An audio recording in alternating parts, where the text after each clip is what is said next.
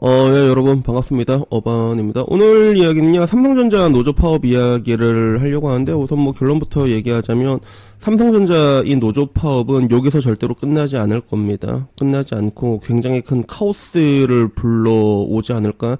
그렇게 될 확률이 굉장히 높다고 생각하거든요. 그래가지고 오늘은 이 주제로 이야기를 하려고 하고, 결론부터 우선은 얘기하자면 요새 그 결론만 듣고 나가는 사람들 되게 많잖아. 그래서 항상 뭐든지 설레라는 게 중요한데, 만약에 삼성전자가 지금 노조 측에 잠깐만.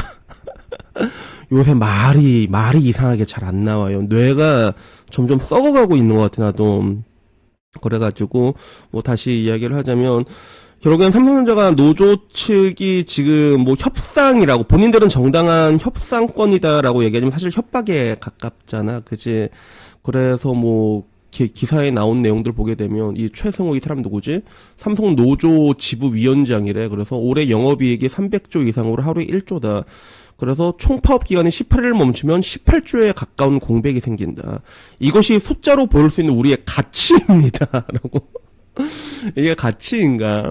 되게 깽판으로 보이는데 내 눈에는. 그리고 그거 말고도 좀 이게 선 넘은 것들을 많이 했어. 이재용 제드래곤 회장 얼굴 막 밟고 여기다 풀고 가서 이런 거 가면서 결국에는 영업이익의 15%를 달라고 해서 성과급 45조를 달라 요런 거거든. 그래서 일단은 여기에 대해 가지고 이게 결국에는 통과가 되냐 안 되냐라고 했을 때 통과가 돼도 굉장히 큰 문제가 된다는 거지. 그리고 방금 전 말했던 게 트리거라고 얘기를 했잖아. 그래서 삼성전자 측에서는 저거를 요구하는 게 뭐 나름 이유는 뻔하지. 왜냐면 하이닉스가 제일 커 내가 봤을 때.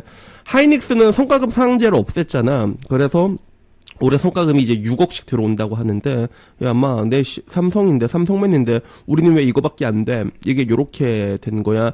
결국 박탈감에 가까운 그런 느낌이었어. 그러니까 우리도 하이닉스랑 똑같이 해달라, 이렇게 얘기를 했는데, 근데 문제는 이게 현실적으로 좀 쉽지가 않은 거예요. 왜냐하면, 삼성전자 같은 경우 이제 들어온다고 해도 부서가 굉장히 다양하잖아. 뭐 메모리 있으면 메모리, 뭐 반도체 아니면 뭐 가전 부분들도 있고, 그치?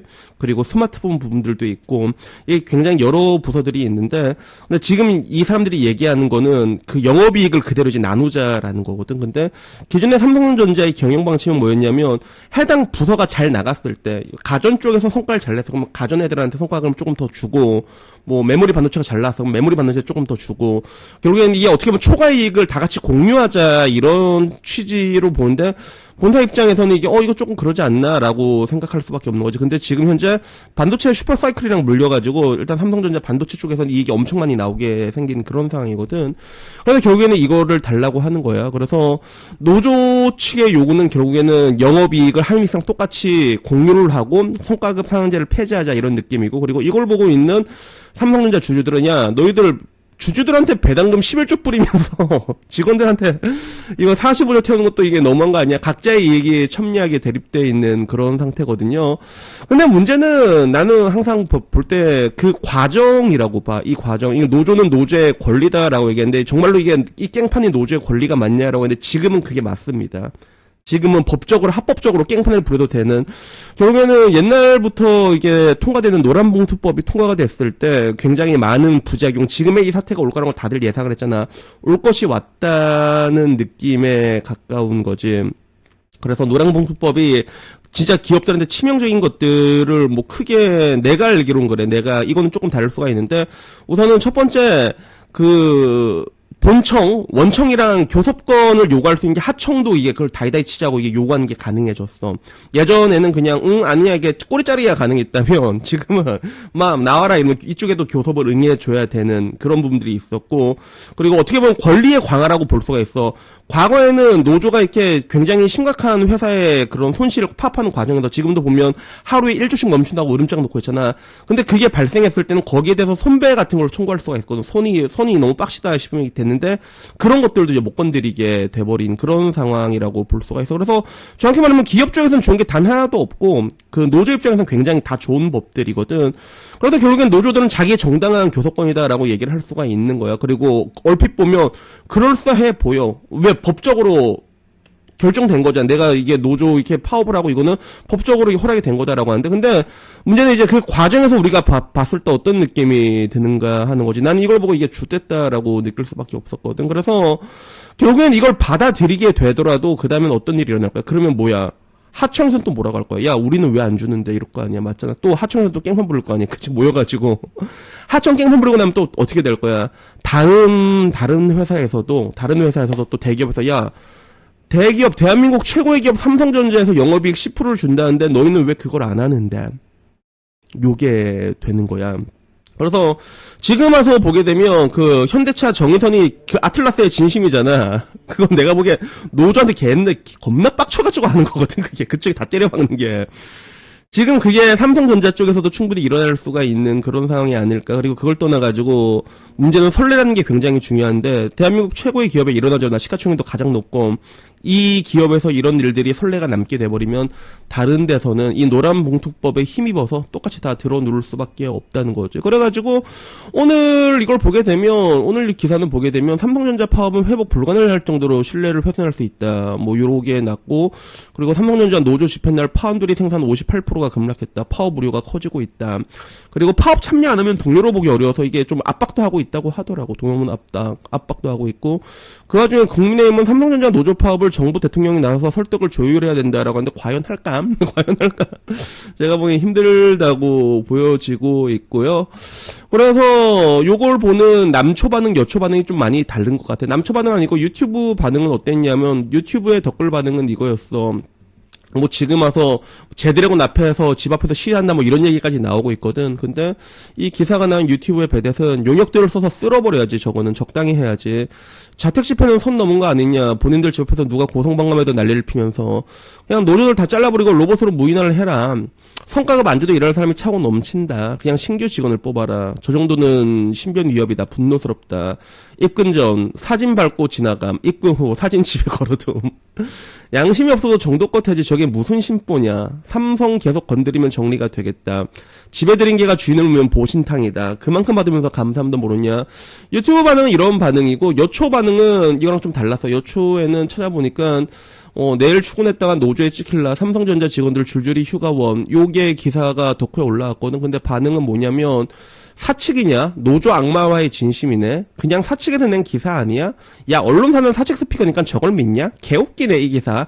자본가 편들면 기자로서 쪽팔리지 않나? 얘네들은 약간 이 공산주의 사상으로 모자라갖고, 뭐 약간 요런 상황이 되고 있는데, 근데 문제는 이게 되게 웃기는 상황이야. 그래서 일단 회사의 주인은 누구냐라고 했을 때, 회사의 주인은 여러분 제드래곤이 아닙니다. 주주입니다. 물론 이제 대주주로 계시긴 하지. 그리고 삼성전자라는 게 지배구조랑 다 얽히고 얽혀가지고, 어떻게 보면 그래도 가장 높은 지분을 아무래도 뭐 제드래곤 형님이 가지고 있다고 보면 되긴 되는데, 근데 결국엔 회사의 주인은 주주란 말이야. 근데 이 과정이 좀 많이 웃긴 게 뭐냐면, 노조들은 당연한 권리라고 요구하는데 이 모습을 보게 되면 약간 이런 거야. 그래서 예를 들어 내가 반찬 가게를 냈어. 내가 어반인의 반찬 가게를 냈단 말이야.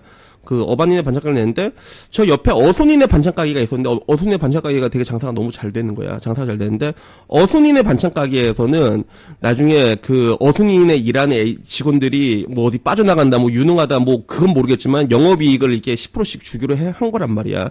그러니까 이제 어반인에 일하는 어붕이들이 와서, 어반이 형, 우리는 왜 10%안 줘요? 약간 이렇게 되고 있는 거거든.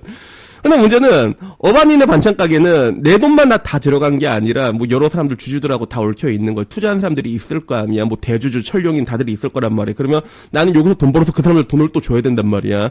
근데 이쪽에서는 저쪽에서 10%를 줬으니까 우리도 10%를 달라라고 직원들이 뭐야고, 안 그러면 반찬을 만들지 않겠다라고 얘기를 하는 거든.